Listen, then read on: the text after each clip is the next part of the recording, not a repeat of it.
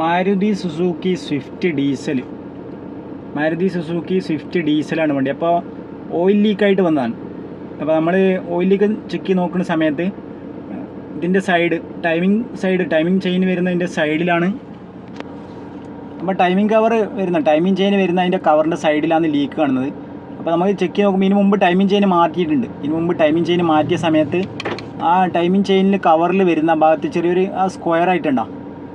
സ്ക്വയറായിട്ട് വരുന്ന ഭാഗത്തെ ആ പാക്കിങ് മാറ്റിയില്ല. അപ്പോൾ പഴയ പാക്കിങ് തന്നെ ഇട്ടിട്ട് അതിൽ ബോണ്ടിട്ടിട്ട് കയറ്റിയാണ്, അഥവാ പേസ്റ്റ് ഇട്ടിട്ട് കയറ്റുകയാണ് ചെയ്തത്. അപ്പോൾ എന്തായാലും ആ പാക്കിങ് കുറേ കഴിയുമ്പോൾ സ്റ്റിക്കി ആയി പോയിട്ടുണ്ടാവും. ഞാൻ മുമ്പ് വീഡിയോസിലൊക്കെ പറഞ്ഞിട്ടുണ്ടായിരുന്നു. അപ്പോൾ അതുപോലെ സ്റ്റിക്കി ആയി കഴിഞ്ഞാൽ അത് മിക്കവാറും കുറച്ച് കഴിയുമ്പോൾ ലീക്ക് വരും. അതുപോലെ ടൈമിംഗ് കവറിൻ്റെ പാക്കിങ്ങും ആ ഗ്യാസ്കറ്റ് വരുന്നത് അതും കൂടി മാറ്റേണ്ടതാണ്. അതും ഇതിലും ഈ വണ്ടിയിൽ മാറ്റിയിട്ട് കാണുന്നില്ല. അത് പക്ഷേ ആ ഭാഗത്ത് വലിയ കുഴപ്പം കാണുന്നില്ല. ഈ സ്ക്വയറായിട്ട് വരുന്നത് ഏകദേശം ഒരു സ്ക്വയറായിട്ട് വരുന്നൊരു ഇതിൽ വരുന്ന ആ പാക്കിംഗ് ആണ് കംപ്ലയിൻറ്റ്. അത് സ്റ്റിക്കായി പോയിട്ടാണ് ലീക്ക് വന്നത്. അപ്പോൾ ആ ലീക്ക് അങ്ങനെ താഴേക്ക് അടിയിൽ ഓയിൽ സമ്പിൻ്റെ ഭാഗത്തും അതുപോലെ സൈഡിൽ ഈ വാട്ടർ പമ്പിൻ്റെ സൈഡിൽ കൂടെ ഒക്കെ ഇങ്ങനെ താഴേക്ക് ഒലിച്ചിറങ്ങിയിട്ട് കാണുന്നുണ്ട്. അപ്പോൾ ആ ലീക്കാണ് മെയിനായിട്ട് വരുന്നത്. ഓയിൽ സമ്പിൻ്റെ സൈഡിലേക്കൊക്കെ വരുന്നത് ആ ലീക്കാണ്. ഈ മുകളിൽ വരുന്ന ഈ ടൈമിംഗ് കവറിൻ്റെ ആ പാക്കിങ്ങിൻ്റെ ലീക്കാണ് വരുന്നത്. അപ്പോൾ അത് ടൈമിംഗ് ചെയിൻ മാറ്റുന്ന സമയത്ത് ആ കവർ എന്തായാലും അഴിക്കുമല്ലോ. അപ്പോൾ ആ സമയത്ത് അത് മാറേണ്ടതാണ്. അപ്പോൾ അത് മാറിയിട്ടില്ല.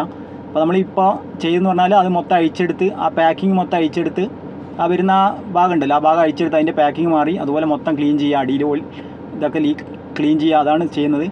അതോടൊപ്പം ഈ വണ്ടിയിൽ ഓയിൽ സെപ്പറേറ്ററിൻ്റെ ഹോസും കംപ്ലൈൻറ്റ് ഉണ്ട്. നമ്മൾ ഓയിൽ ടൈമിംഗ് ചേഞ്ച് മാറ്റുന്ന സമയത്ത് ഈ ഭാഗങ്ങളും കൂടി നോക്കിയിരുന്നെങ്കിൽ ഇതിലേക്ക് പരമാവധി കുറക്കാൻ പറ്റും. അപ്പോൾ ഇതിൽ പാക്കിങ്ങും മാറി അതുപോലെ ഓയിൽ സെപ്പറേറ്ററിൻ്റെ 2 ഹോസ് മേലെ മുകളിൽ നിന്ന് ആ ടൈമിംഗ് കവറിന് സെപ്പറേറ്ററിലേക്ക് വരുന്ന ഹോസും അതുപോലെ ഓയിൽ സെപ്പറേറ്ററിന് താഴെ ക്രാങ്കേസിലേക്ക് പോകുന്ന ഹോസ്, ഈ 2 ഹോസാണ് നല്ല ഹാർഡായി പോയിട്ട് സ്റ്റിക്കി ആയി പോയിട്ടുണ്ട്. അപ്പോൾ അത് പ്ലാസ്റ്റിക് ടൈപ്പ് പോലെ ആയി, ആ റബ്ബറിൻ്റെ കണ്ടീഷനൊക്കെ പോയി. അപ്പോൾ അതും കൂടി മാറ്റിയപ്പോൾ സംഭവം റെഡി ആയിട്ടുണ്ട്.